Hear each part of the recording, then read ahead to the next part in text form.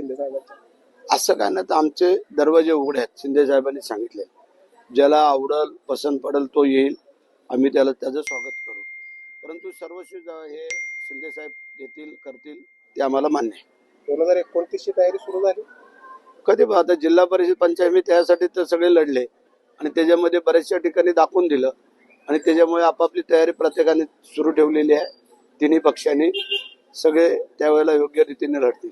काय असेल 2029 ला शिवसेनेचा? आता 3 वर्ष 3.5 वर्ष अजून बाकी आहेत. आताच नाही काय सांगू शकत, कारण दिवसाला परिस्थिती बदलत चालली. सकाळचं संध्याकाळी दुपारी कुठे आणि दुपारचं संध्याकाळी कुठे आहे हे तुम्ही आम्ही आजचं कोण सांगू शकत नाही आहे.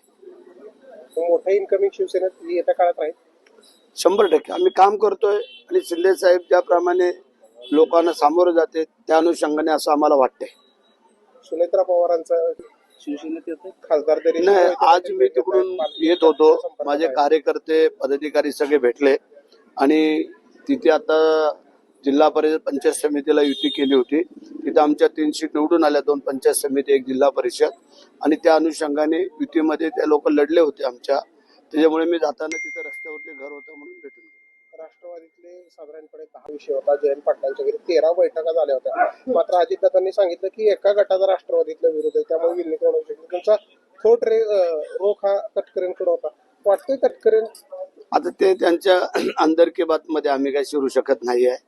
ते त्यांना त्यांचं माहिती आहे. ते कोण नाही कोण कधी नाही कधीतरी उघड करतील कोणाचा विरोध होता आणि काय तो, त्यात आम्ही बोलणं योग्य दिसत नाहीये. पण आताच्या हा धरणाचा विषय त्यांनीच काढला, हे काढला. ठीक आहे, आता तटकरे करताय का पवार करतात, रोहित पवार करतात? नाही, त्या दोघांच्या मध्ये आम्ही नाही काय बोलू शकत.